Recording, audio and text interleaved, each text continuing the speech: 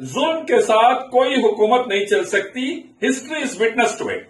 आप देख लें तारीख उठाकर, जुल्म जो भी करा ज्यादा दिन नहीं टिका। ये अल्लाह ताला का कानून है। इलियास साहब को बधाई देना चाहता हूं, बहुत बढ़िया तरीके से उन्होंने व्याख्या किया है।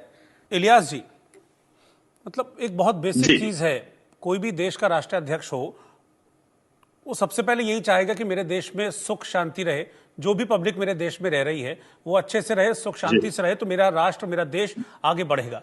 तो मोहम्मद यूनुस जो नोबेल पुरस्कार जीते हुए हैं, बड़े पढ़े लिखे उनको माना जाता है, कहते हैं कि बड़े बदलावों के लिए वो बांग्लादेश में मशहूर रहे हैं, हालांकि इसको लेकर खुद बांग्लादेश में लोग सवाल उठाते हैं। तो उनको ये छोटी सी बात समझ में नहीं आती है, या फिर ये सब कुछ वो दबाव में कर रहे हैं, या कैरेक्टर ही ऐसा है?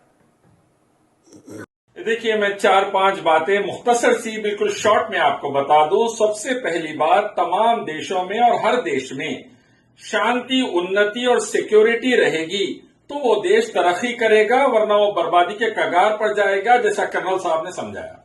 दूसरी बात, शरिया कानून ज्यादा से ज्यादा लागू है पूरे 56 मुस्लिम मुल्कों में, तो सऊदी अरब में, अरब इमारात में, दुबई शारजा में, अबुधाबी में, कतर, बहरीन, कुवैत में। और यहां पर माइनॉरिटीज तमाम धर्म के, हिंदू, ईसाई, यहूदी, सिख, सिक्योरिटी, शांति, उन्नति से लेकर अरबों खरबों कमा रहे हैं। बांग्लादेश में शरिया लॉ दूर दूर तक नहीं है, इसलिए परेशानी चल रही है। तीसरी बात, क्लैश ऑफ सिविलाइजेशन के ऊपर हमारे पहले प्रवक्ता ने, हमारे पहले पैनलिस्ट ने कहा है, बिल्कुल सही है कि कहीं पर कोई तरक्की करना चाहता है तो उसको इंटरनल आग लगा देते बाज दूसरे कंट्रीज, या एक्सटर्नल आग लगा देते। इससे बचे रहना भारत को भी जरूरी है, बांग्लादेश को भी जरूरी है, पाकिस्तान, सब मुल्कों को, वरना तरक्की नहीं कर पाएंगे।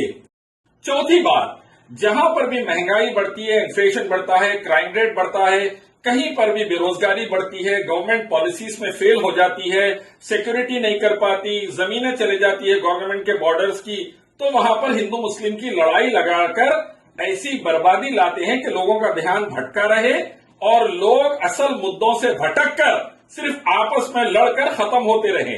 उसमें चंद उद्योगपतियों का फायदा होता, लेकिन पूरा देश बर्बाद होता। और आखिरी बात, जुल्म के साथ कोई हुकूमत नहीं चल सकती। History is witness to it. आप देख लें तारीख उठाकर, जुल्म जो भी करा ज्यादा दिन नहीं टिका। ये अल्लाह ताला का कानून है। 1971 में मेरे पिताजी मोहम्मद शरफुद्दीन मराठा रेजिमेंट से इंडियन आर्मी नायक थे और भारत के लिए खून पसीना लगाया था। इसलिए नहीं कि मासूम भारत में मरे, ना बांग्लादेश में मरे, ना पाकिस्तान में मरे, बल्कि सबकी हिफाजत हो, इसके लिए खून पसीना लगाया था। और कई हमारे फौजियों ने, आज बांग्लादेश उसका शुक्रगुजार रहना चाहिए।